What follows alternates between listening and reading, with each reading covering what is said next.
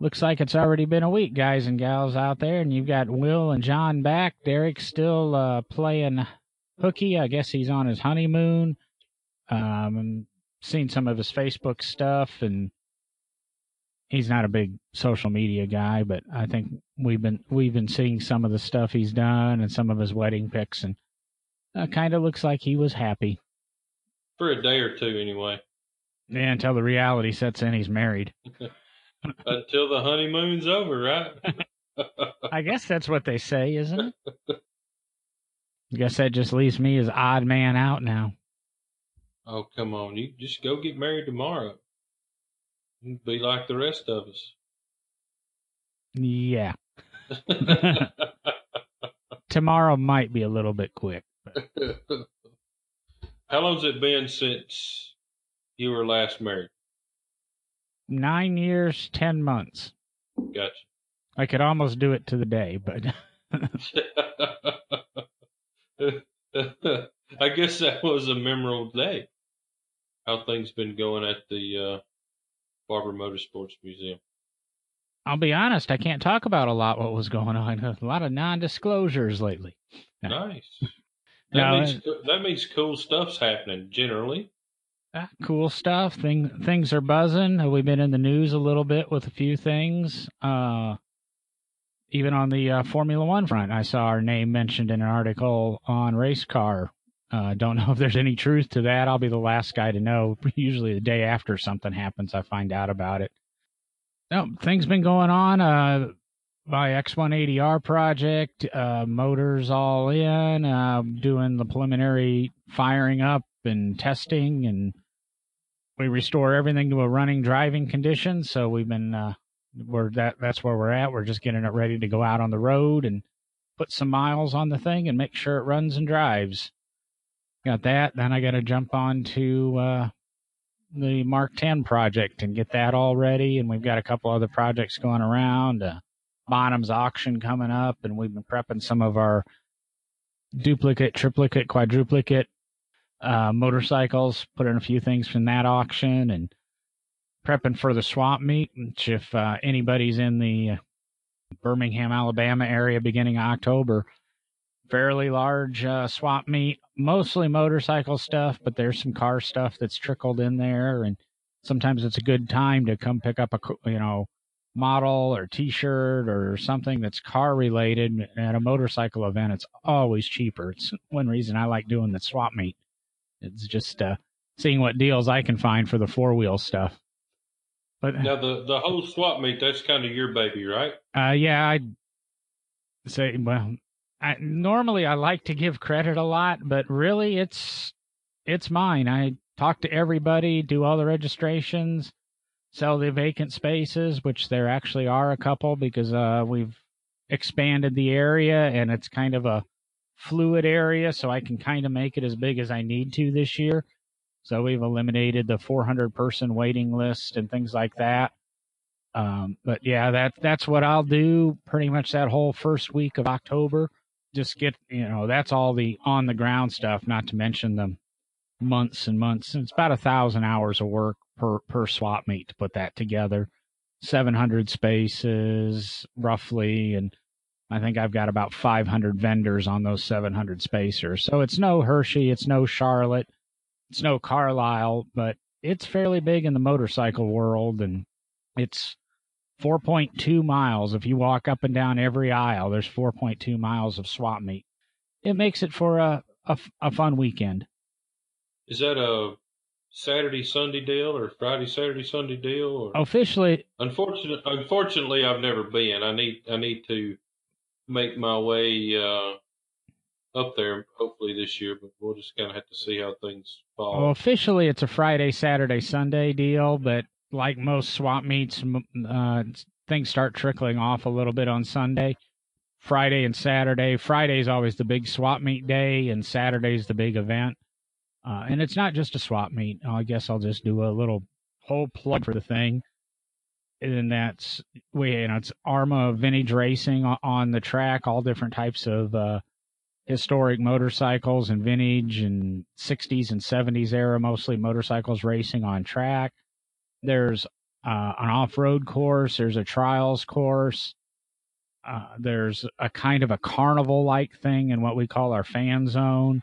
A lot of rumors and stuff. I can't really say what events are going on, but you'll have the Wall of Death, the Globe of Death, a Monster Energy stunt show.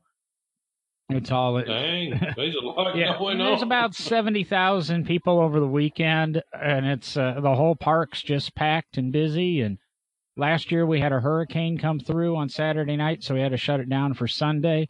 But we were still busy on Sunday. It was amazing the number of people that hung around. We kind of emptied out the swap meet, told everybody to go home, but a lot of people had hotel rooms in that, and the museum was packed. It was probably one of the busiest days we've ever had for the museum. But it was, just an event, and I like to comment, and you can tell how good the event is and that we made the right decision last year, because I didn't have a single person ask for their money back. We do have a policy where it wouldn't come back, but you always have one or two people that, I want my money back. I want $100 back for the spot that I had for the swap meet. Not a single person asked for their money back, and so many people have said we made the right decision, made the right call. And times like that, when Mother Nature wants her way, Mother Nature gets her way. Our job is to look at it and go, we can sacrifice a few dollars to save a few lives, and that's what we did last year, and everybody had a good time, and we figured it out. This year, we hope we keep the hurricane away and get all 3 days of the event in place and see what happens. And I guess I forgot. We have that Bonham's motorcycle auction, and, of course, the museum's open that weekend, too. So it's Motorcycle by Moonlight dinner, too. Colin Seeley's guest honor, and a lot of little things going on. But that's my non-paid for whatever. That's what I do during the day. And I guess really part of my paycheck goes to buy this podcasting gear and pay these fees so that you guys can listen to us. So I guess I need to plug Barbers a little bit. And if you do have some motorcycle stuff, reach out to me. I've got a few, like I said, a few swap meet spaces still available. I'll get you in. And once you're in, and you get the right to renew every year. Next year, we'll probably go back to a waiting list. So this is a rare opportunity. I've been telling people for years, I'm sorry, I got to put you on a waiting list to be 2 years, 3 years, or 4 years. And we got everybody in this year, much to the surprise of a lot of people. A lot of happy people out there this year. Well, a lot of happy people and a lot of new merchandise. That's one thing I'm looking at is, with all these new vendors coming in and the new spaces, swap meets get old. And if you go to the same swap meet year after year after year, I mean, even when I go to Carlisle, you go year after year, it's the same vendor with the same stuff. And I'll be flat honest about it. This year, I'm not going to have that problem. I'm going to say 30% of the vendors are new, and that means 30% of the stuff's new. And some of the existing guys bought more space, so they're bringing out more stuff. It's just nice. Just going to be a happening. And of course, there's all kinds of celebrities running around there. You possibly could see Will Posey there if he finally drives down, or Brian Fuller of some TV fame there. He always shows up with a contingent of his guys and some bikes, and there's some celebrities out running, some old, it's kind of amazing to me. I can't drop names, but we got an old sports car racer that comes out who loves his motorcycles, and he sells some motorcycles and things like that. You wouldn't know he's a champion sports car racer, but he's there running around. And if you know who he is, you know who he is. And it's just a fun weekend. I enjoy it. It's he's out of Atlanta right now. Okay. Because there's another pretty famous stock car driver out of the Birmingham area that I know is into motorcycles as well. He probably wanders out there. Jason DeSalvo, who was a motorcycle guy, racer for many years, he shows up at the event. He's really good friends with the museum, and it's just, like I say, it's just a interesting weekend, and some people that work for some celebrities show up, so you never know what celebrities they may bring with them. And if you're not busy that weekend and you're around Birmingham, come on over. So what have you been doing over at the Big Oak? Are you doing anything exciting, or are you guys actually finally catching a breath? And because you debuted another car last weekend, or Well, technically, we're building my Uncle Jerry a 56 Chevrolet two-door hardtop Bel Air, and we brought it out in bare metal last week. So I guess technically that was its first I show as saw your well. Facebook pictures Um, on Big Oak Garage with one of your guys yep. wading. I'm gonna say butt deep in water. Uh, and I saw that, and I posted a video of a newscaster, and kind of made a joke about it. But going through my head isn't Will debuting a bare metal car or displaying a bare metal car, and he's here in this like torrential Yeah. downpour? Yeah, we got a few comments about that. Luckily, I looked at the radar and saw the rain was coming, so we actually it was in the back of the trailer. I have a two-car rig, so we unloaded it, and then I backed out the 55 First Series Chevy truck that we'd brought as well, and then I just winched it right back up in the trailer and put the plastic back over it. So it was in the trailer during when all that was going down. So not a drop of water got on it. So Other than the sweat from the you poor know, guys pushing it. that's what a winch is for. That's what a winch is for. No, I was actually up on the trailer. We was about to put our canopy out, and for you guys that hadn't ever put a canopy on a 48-foot trailer, well, the stuff's made out of sail material. So when the wind catches it, it's gone, and you cannot physically hold it down. It takes about 5 people to keep it from blowing away. And I felt a drop of water hit me on the head, and I looked up and I saw those clouds coming from 3 different directions, and they was all heading towards us. And I'm like, man, this is kind of odd. This don't happen in Alabama. This can't be good. I looked over, and Toby, that does all of Bobby Alloway's truck driving and setting everything up for him, his canopy had flipped over and was hanging on some power lines. And so, of course, everybody took off over there to help Toby. And me and Gary, one of my really good customers, we just grabbed our canopy and started shoving it. Luckily, I hadn't unrolled it yet. So I had unrolled it, but I hadn't started unfolding it and putting it over the structure.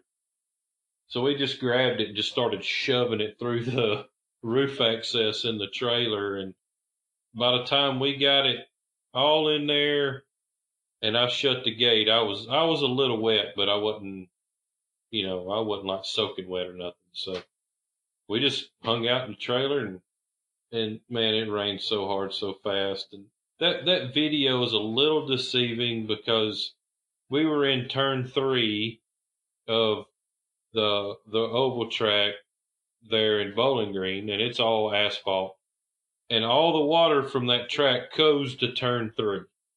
All right. And it's banked, and so all the water just kept stacking up and stacking up and stacking up, and the drain didn't appear to be working correctly. So it got 3.5, 4 foot deep right there. It was kind of a sight to see. Of course, it went down.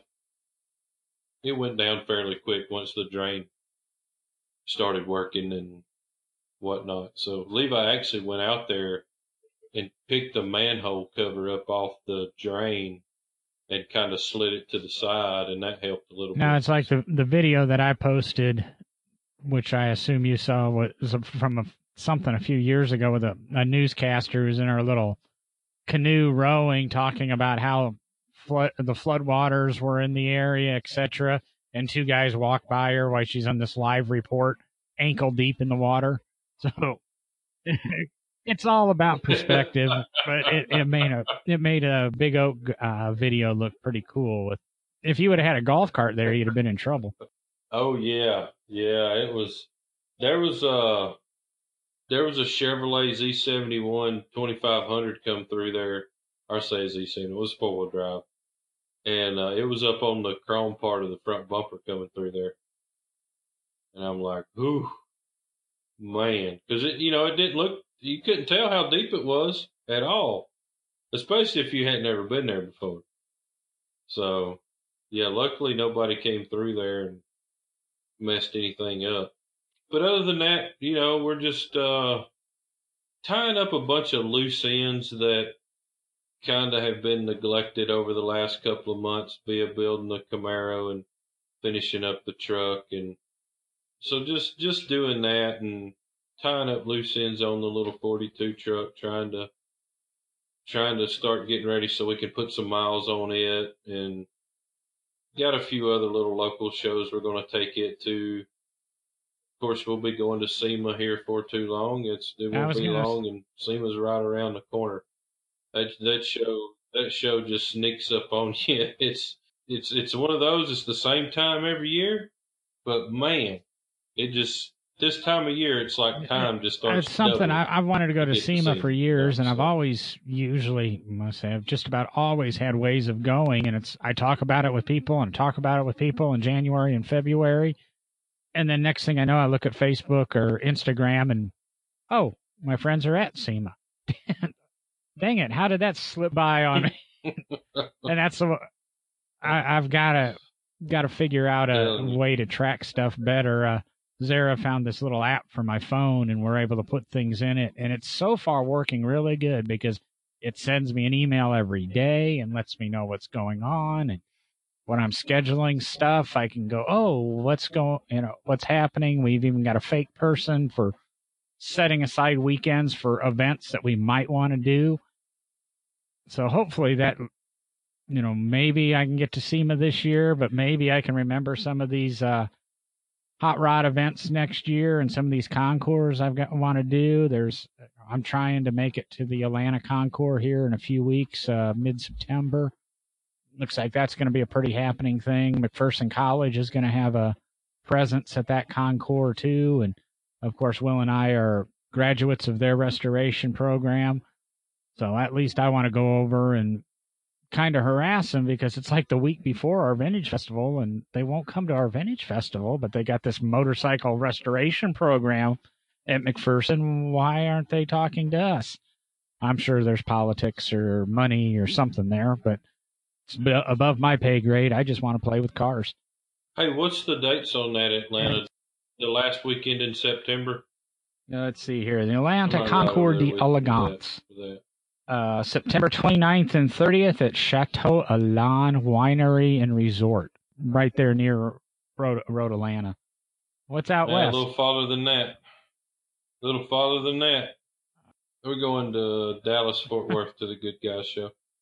Oh, you've been to Good Guys already this year. Not with the truck. Not with the 42.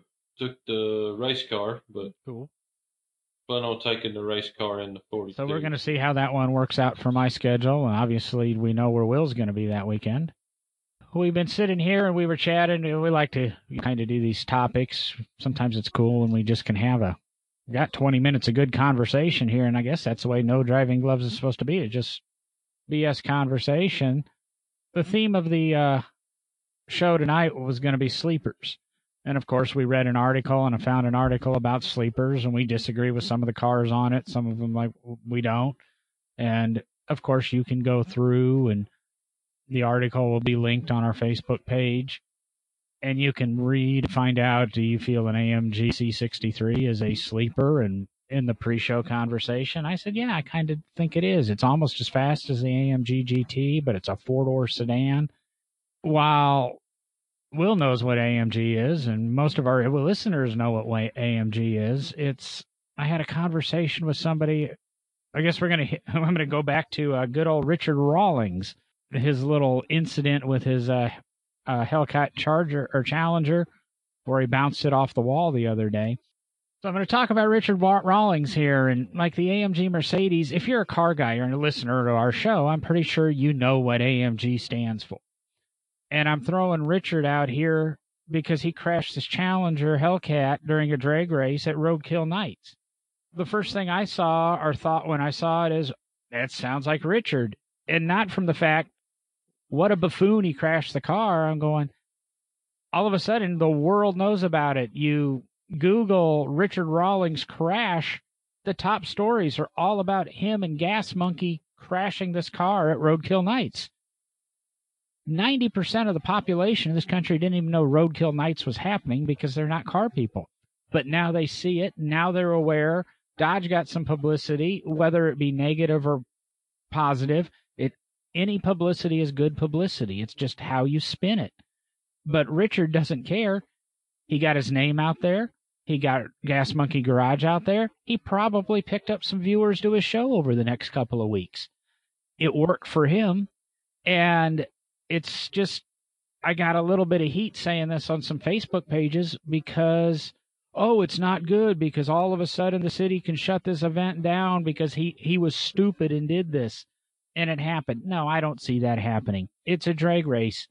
The city's agreed to do it. They know there's some risks. Nobody got hurt other than That's why them barricades were there. You know, I mean, every year, well, I know the last couple of years at Detroit, at the Detroit Autorama, they shut down Main Street right there in front of Cobo Hall, and something goes out there and does a big old huge exactly, smoky burnout. We don't know that with happens. No barriers we know or nothing. this happens so, now, and a few more people will attend the event next year.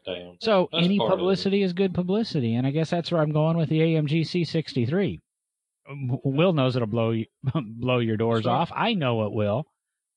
I think it is a sleeper because it's a four-door sedan, and I think a lot of the Mercedes buyers don't realize what an AMG can do.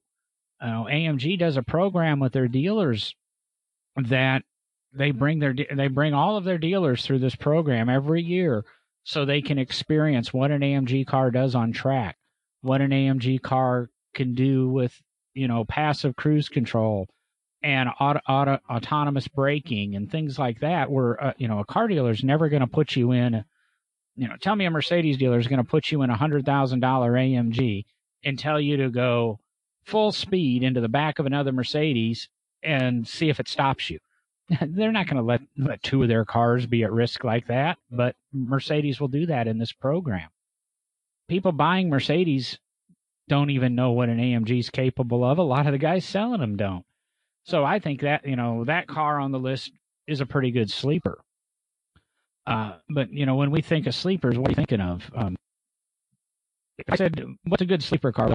Irregardless of the 15 cars on this list, what jumps up to your mind, or did something on this list really stand out as a good sleeper? I know this may sound kind of crazy, but to me, which I read a lot of car stuff, and I kind of know what's coming out every year and whatnot. But you have to build a good sleeper, in my opinion. There's really not a good factory sleeper out there anymore.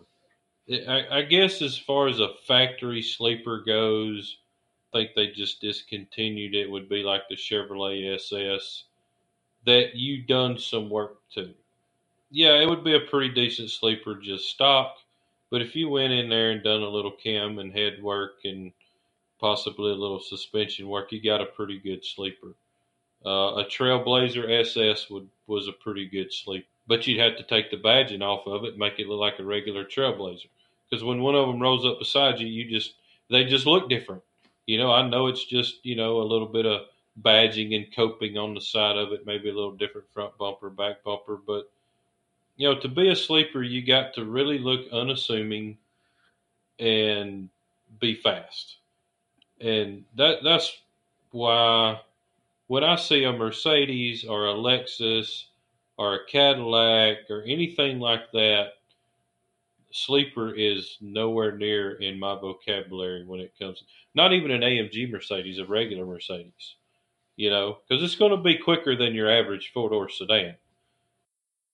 They're always going to have a lot of power to them. A Cadillac's going to be 300 horsepower no matter what model you get.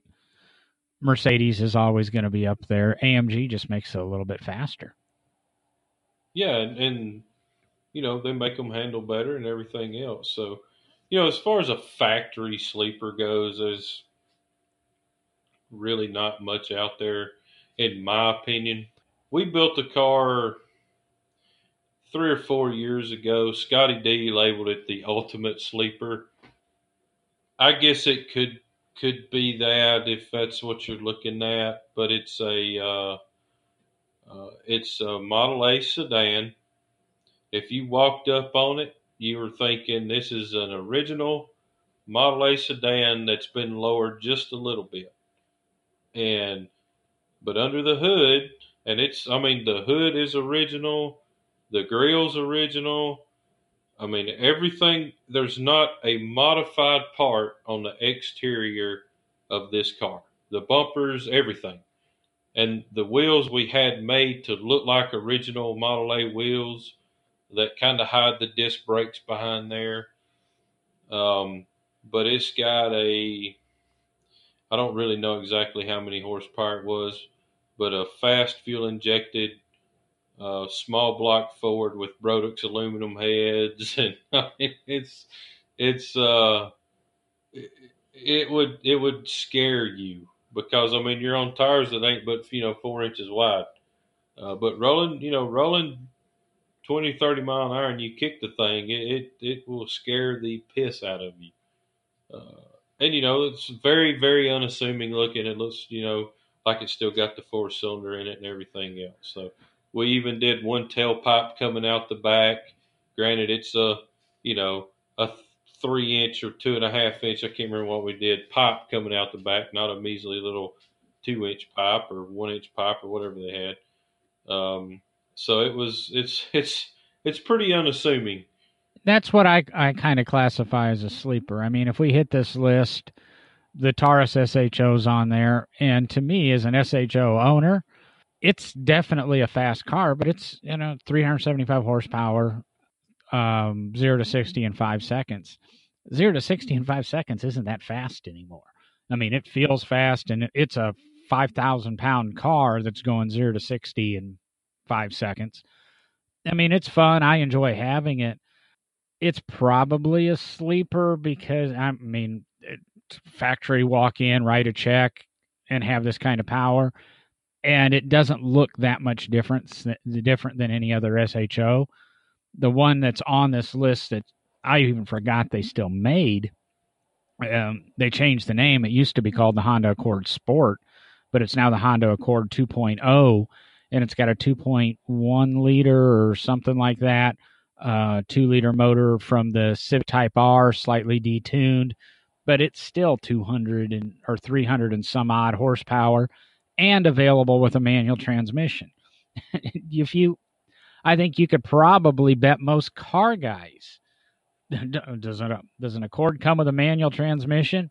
Most guys are going to lose that bet. But yes, there is actually manual transmission Accords available. Whether or not you're ever going to find one without ordering it, I don't know.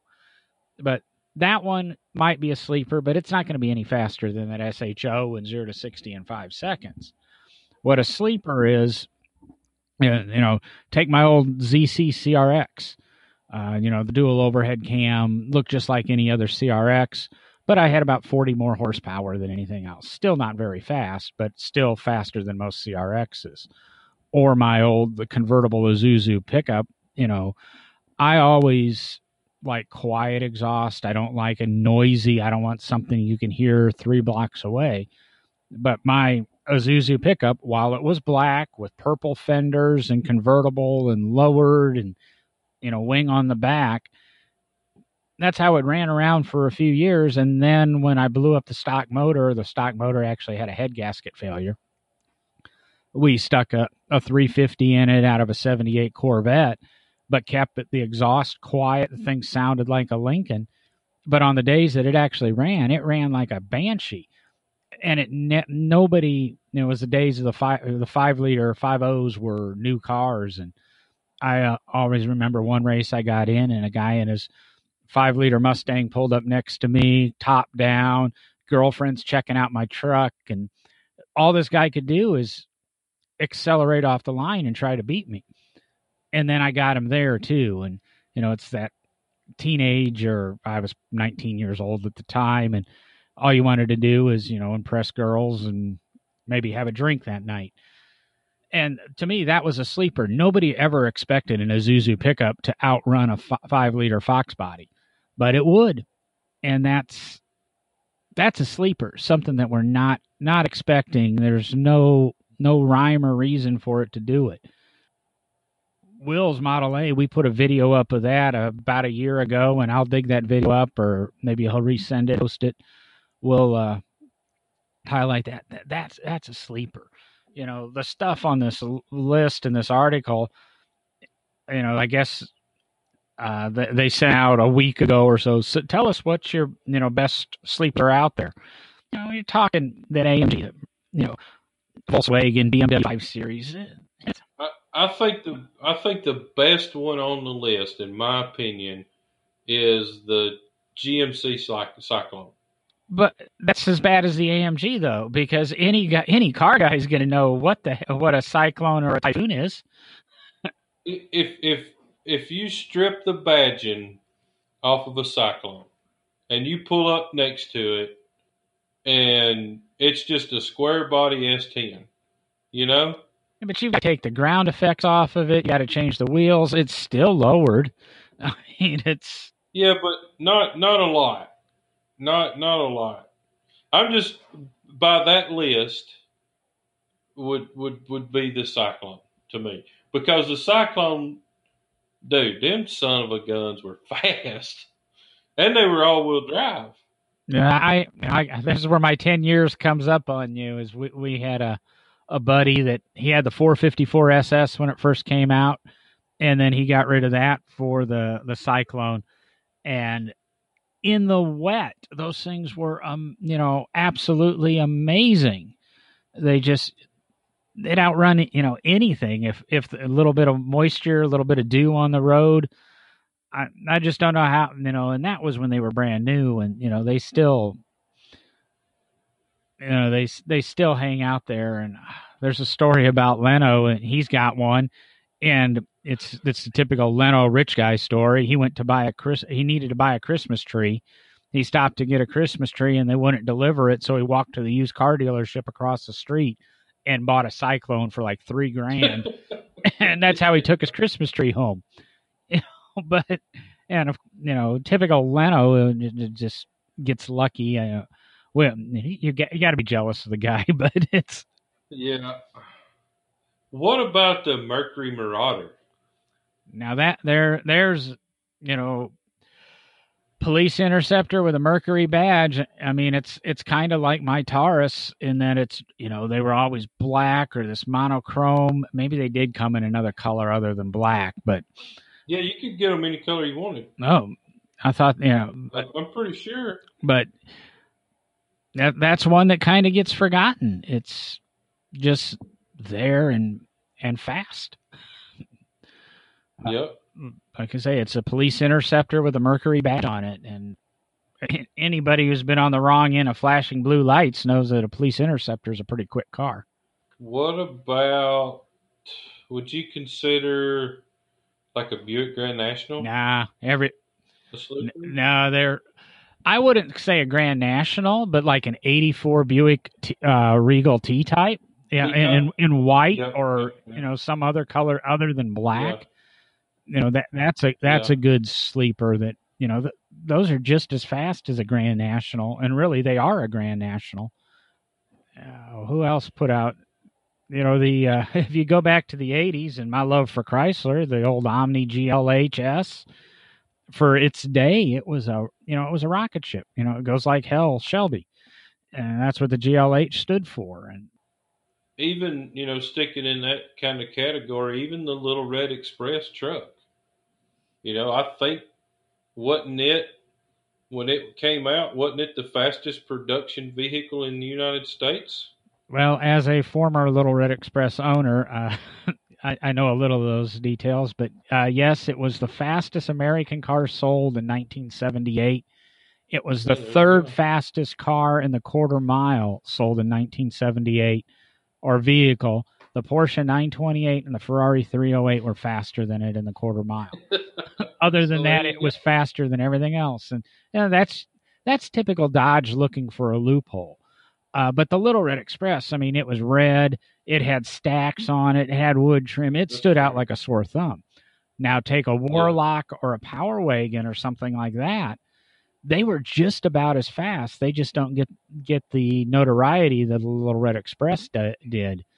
I always throw that as the first sport truck. Without the Little Red Express, we would have never had the 454 SS, the Cyclone, the Chevrolet SS, the Ford Lightning, the Dodge Ram SRT 10. Probably, and Dodge is still doing it with the Hellcat and whatever the wide body Challenger is they're doing now, and then the Demon and the SRT8 and the Trackhawks. For some reason, Dodge doesn't seem to care about the lawsuits from car crashes. I'm trying to think of some of these other good little sleepers. I mean, if you go back into the 60s, and this is where we're going to miss Derek, but weren't like the old 409s and that. They weren't anything special other than a big motor option in a sedan. Yeah, but they were pretty quick, but not, Well, look at a Chrysler 300C from 1957. That was a blistering fast 4,000-pound car. I mean it. Well, even the Corvair, Spider. Yeah, but that was those Those. were marketed as a sports car. Well, that's true. That's true. But jumping back up to the '90s, maybe early 2000s, would be like your, Eagle Talon TSI. Yeah. I mean, those were pretty quick little cars for, the time. Four cylinders were just economy cars, and nobody thought about them being quick. And then they come out with these turbo, front wheel drive and turbo all wheel drive cars, and man, them things would flat scoot. The Diamond Star triplets. I remember I was driving the Plymouth Laser, Yep. which was one of the Diamond Stars, not the Chrysler Laser from a few years earlier, but the Plymouth Laser, all-wheel drive, and I think it was the sleeperiest, most sleepery, whatever, of the three, because it didn't have the wings and the spoilers, and Yeah. it was just a simple car with. I think the one I looked at was a 16 valve twin cam written on the B pillar, but no spoiler or anything. But it was all wheel drive, and very beginning of that sport import craze. Those cars were introduced in '88, and Mitsubishi and Diamond Star had them right until the third generation cars came out, and then I don't know. Let's see here. Let's abandon the entire market that exists. Yeah, I had a Talon TSI, and it was, I heard a lot of.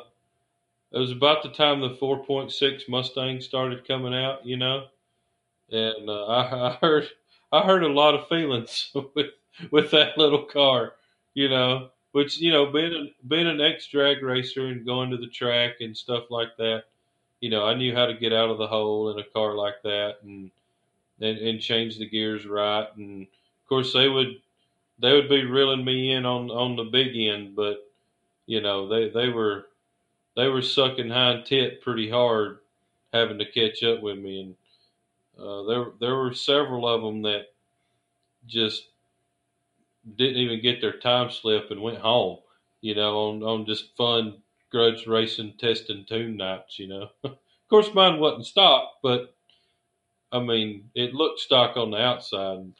It hurt some feelings. Okay, I've known you for 20 years now, almost to the day, and this is the first time you ever talked to me about owning an import. This must be a confessional for Will. We might have an episode title.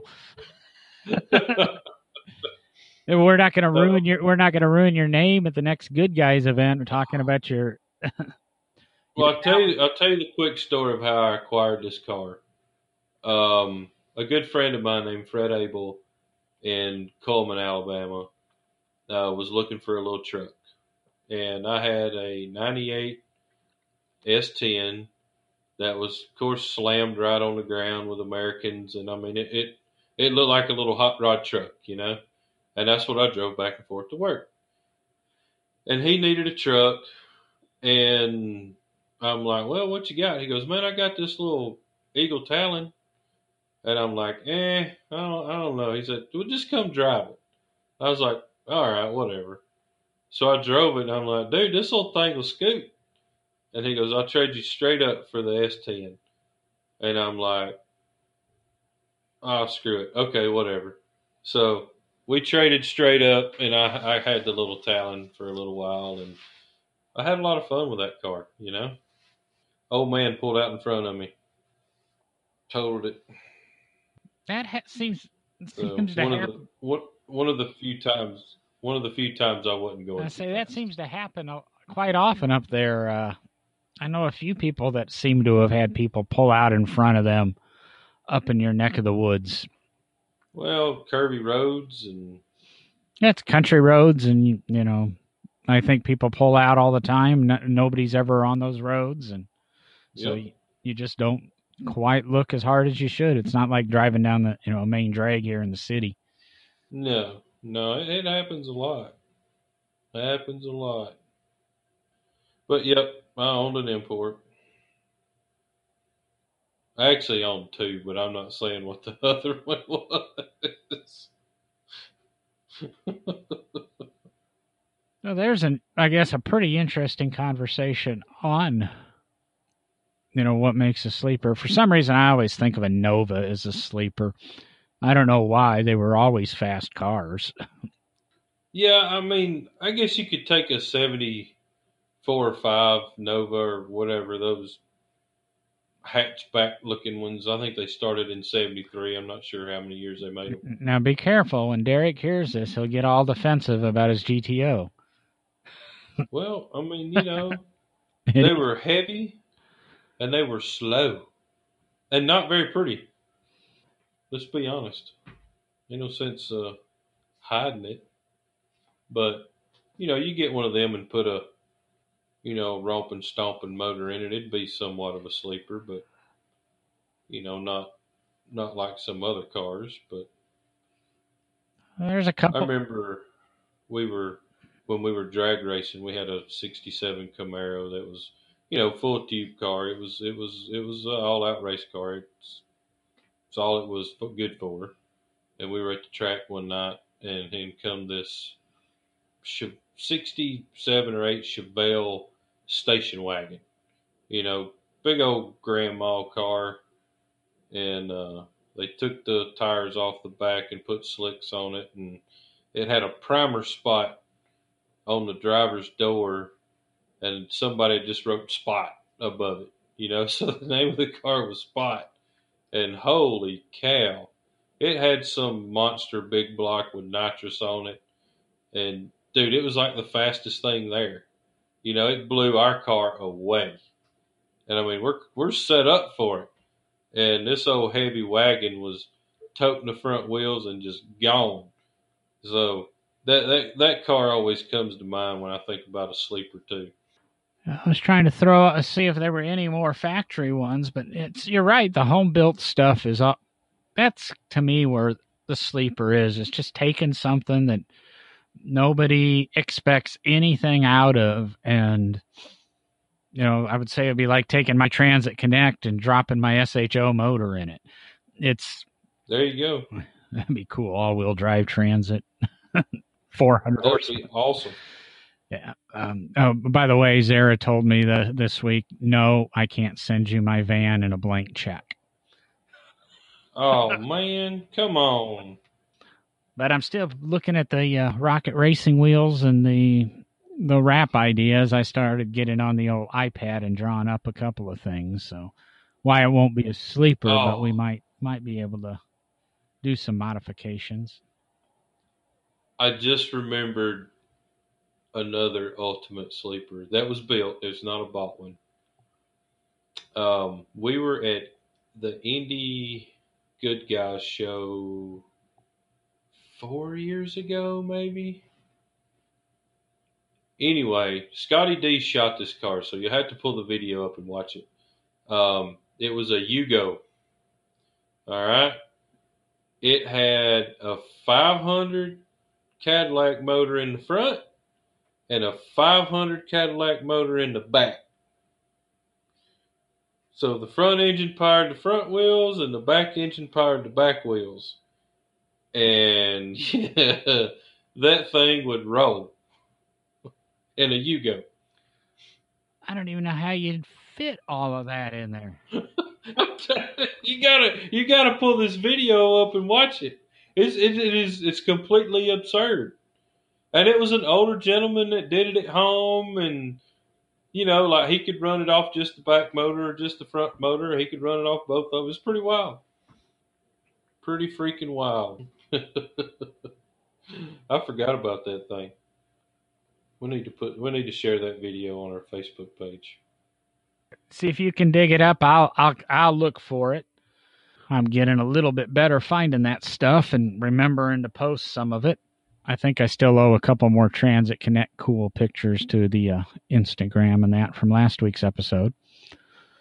But with that, we're going to be right about 50 minutes. And I think if we sat here and dwelled on it, we're going to come up with a few more sleepers. But I think we had a good conversation about sleepers. I think Derek should. Yeah, I think we did. I think Derek should join us again next week. Maybe. If his wife lets him. I mean, maybe she just tolerated this podcast until she was married. Now that she's bought the hog. But with that, I'm probably going to say, unless you've got anything to add to this, I don't mean to abruptly end it, but I think I'm going to say goodnight.